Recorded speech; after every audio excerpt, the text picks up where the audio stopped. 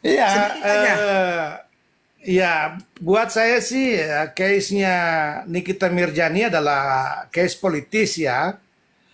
Politisnya artinya terlepas deliknya ada terhadap perbuatan dugaan pemerasan, tetapi menurut saya negara coba menyembunyikan hal yang penting, di mana kita ingin juga menertibkan edaran-edaran kosmetik itu yang bersifat membahayakan konsumen.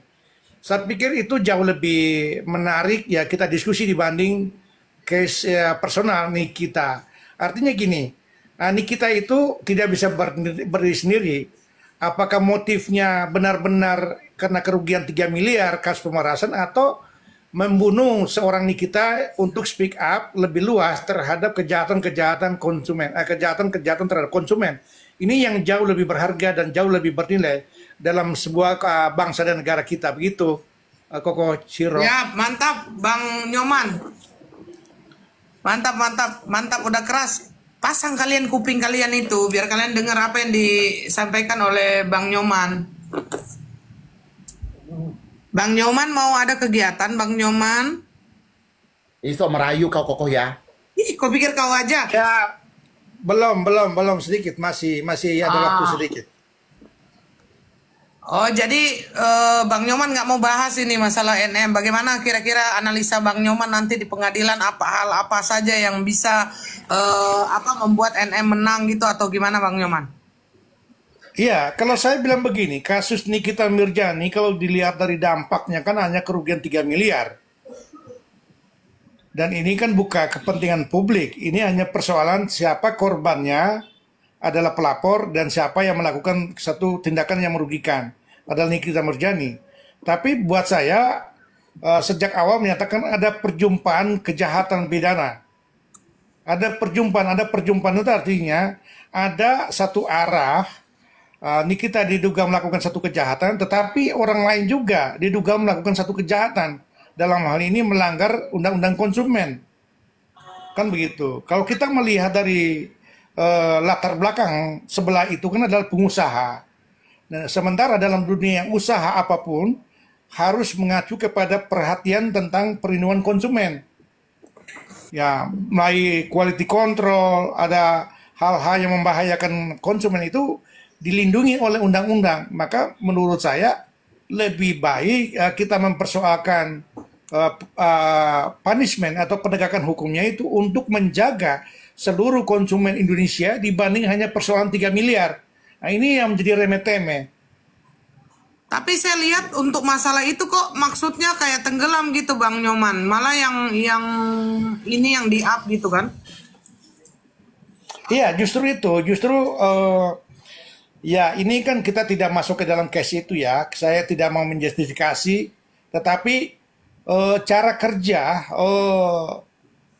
kerja mafia itu adalah bagaimana caranya mereka bisa meredakan atau mengendalikan media sebagai sarana pertama untuk mengekspor kejahatan-kejahatan masif itu.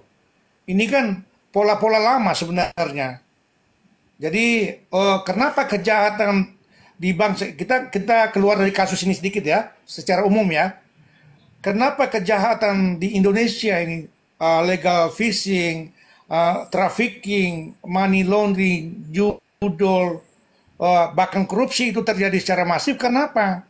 Karena ada terjadi keterlibatan para mafia yang di sini bermain untuk meredakan case-case yang penting, lalu memunculkan isu-isu yang remeh-temeh. Nah, ini cara kerjanya memang ini sudah terjadi sejak lama, yang tentunya pola-pola seperti ini yang berdampak kepada penegakan hukum itu hanya bagi hal-hal yang kecil, sementara yang besar itu ditutup. Elsa, kenapa jidatmu merah Elsa begitu Bang Nyoman naik? Enggak, aku lagi gini kan pusing kepalaku. Belum ada tidur seharian. Lagi kenceng. Aku bingung, Mambel ada yang mau disampaikan tapi pia kau tetap di bahu. Kan ada keranjangnya Mambel. Nanti aku kena itu lagi sama TikTok. Gitulah. Kau lagi apa, Mambel? Lalu Bang Yon. Tapi sih ya, kalau aku sih gini sih Bang Yoman, kalau semisalkan kita dari ini aja ya, apa 11-12 aja gitu kan, seberangan aja lah dulu. Kalau misalnya kita Mirjani, semisalkan karena udah dalik ya, ketangkap gitu kan, Pak Nyoman, terus diponis gitu. Dan saya akan demo. Kenapa mafia-mafia skincare juga tidak dimasukkan ke penjara? Itu kan lebih sadis lagi daripada apa pemerasan, ya kan? Lebih sadis lagi daripada pemerasan karena kalau misalkan beliau memeraskan orang yang berduit gitu. Tapi Enggak, kalau yang jadi mafia waktu skincare, bentar. dilimpahkan ke tunggu biar nggak tersesat kau. Waktu dilimpahkan ke kejaksaan itu kasus pemerasannya itu udah dilemahkan gitu loh. Maksudnya bukan lagi junto-junto apa gitu. Yang jelas udah bukan pemerasan lagi namanya. Mengambil sesuatu apa kayak begitu-gitu. Lanjut. Nah, iya. Pokoknya semisalkan itu. Tetapi juga ya, yang lebih sadis itu yang menjual merkucit, yang menjual yang overclaim. Itu kan lebih bahaya juga. Sekarang gini, kebanyakan mungkin kita orang kota paham tentang skincare. Tapi orang yang di luaran sana, yang mohon maaf, kayak saya orang Kalimantan di Padaleman, mungkin tetangga saya pun belum paham tentang skincare gitu. Dan banyak sekali yang mukanya hitam gara-gara skincare gitu loh. Kan mereka kan merenggut kecantikannya mereka gitu. Sedangkan kalau udah rusak itu muka, susah kali diobatin gitu loh. Dengan kita beli skincare cuma seberapa, tapi biaya buat merbaikinya lebih mahal gitu loh. Kan udah banyak contohnya, harusnya itu yang polisi itu usut gitu loh. Matakan gini ya, aku selalu bilang ya, coba ya pemerintah ini juga harusnya bertindak. Carilah oknum polisi yang takut akan Tuhan, jangan takut akan tuan. Kalau kebanyakan oknum polisi takut akan tuan, ya beginilah. Contohnya, takut akan tuannya aja, nggak takut dengan karma Tuhan. Tumben gue pinter. Nah, Udah. terus dijawab sekalian ya. Itu arti dari sebuah kata pencucian uang itu apa sih sebenarnya? Itu kata dari pencucian uang itu apa sebenarnya gitu? NM itu menerima terus dicuci di mana? Di laundry di mana itu uang gitu? Arti kata pencucian itu kok maksudnya kayak kita orang awam itu nggak begitu mengerti. Apakah uang itu nggak bayar pajak? Apakah uang itu dicuci, dibeliin apa gitu? Coba Bang Nyoman.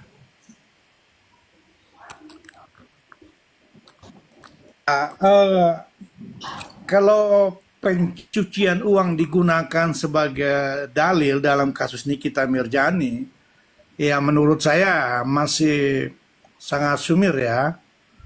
Karena misalnya kalau kita memaknai money laundering ya, atau pencucian uang itu kan adalah uang hasil kejahatan lalu dialokasikan dalam bentuk usaha yang baru, berputar secara terus-menerus. Saya pikir ini dalam kasus Nikita ini kan uang masih sifatnya menetap, belum dialokasikan kepada usaha lain, sehingga dalam usaha lain itu seolah-olah menguburkan tentang hasil kejahatan. Misalnya korupsi, saya ambil uang di kas negara lalu buat dalam bentuk PT, CV, lalu hasil dari CV itu seolah-olah adalah hasil dari sesuatu yang halal, padahalnya uang sumbernya modal itu dari hasil kejahatan. Nah, Nikita Mirjani kita mesti melihat dulu ke mana saluran uang itu yang dia terima dari dotif yang diduga sebagai pemerasan. Ini kan kita mesti melihat dulu saluran-saluran uang itu. Kalaupun dia membagikan kepada pihak ketiga dalam bentuk bantuan sosial, itu tidak dikategorikan sebagai money laundering. Itu adalah suatu alokasi dana itu hanya bersumber dari kejahatan pemerasan, bukan money laundering gitu. Jadi itu supaya bisa pahami ada perbedaannya money laundering dan tidak begitu. Terus kalau memang dari kacamata Bang Nyoman bahwa ini semua tidak bisa dibikin maksudnya terlalu apa nih, terlalu lembek apa terlalu ringan untuk dijadikan sebab akibat bahwa NM itu ditahan karena maksudnya ada pasal money laundering di situ. Nah, pertanyaannya kenapa kok kepolisian yang bagi pengacara itu maksudnya maksudnya agak tumpul ini pasal ini dikenakan ke NM, tapi kenapa polisi memindahkan maksudnya mau menerima itu dan akhirnya melimpahkan gitu, dan pihak kejaksaan kenapa mau menerima gitu. Iya, sebenarnya gini, kalau kita berbicara tentang normatif, artinya prosedur yang dilakukan penyidikan sampai penetapan tersangka kepada Nikita Mirzani ini kan dianggap menjalankan sesuai prosedural. Kalau kita berbicara tentang prosedural, ya itu prosedural. Proses penangkapan, proses penahanan didahului oleh penetapan tersangka dengan pemanggilan itu prosedural. Tapi kita mau bicara tentang esensi gitu loh dalam penegakan hukumnya begini. Kenapa Nikita Mirzani itu bisa meminta uang 3 miliar, katakan ada permintaan uang 3 miliar, lalu Doktiv itu memberikan uang itu kepada Nikita Mirzani. Kita harus melihat DRG. DRG bukan Doktiv. Jadi misalnya mereka menyerahkan uang itu dalam jumlah tertentu, pasti ada tujuan. Ini yang harus digali. Apakah ini bentuk dari suap atau bentuk dari pembungkaman orang untuk berpendapat dalam ruang publik atau bentuk apa? Nah, ini yang harus digali. Ada kejahatan kedua, kejahatan yang pertama yang harus digali ini gitu loh. Jadi tidak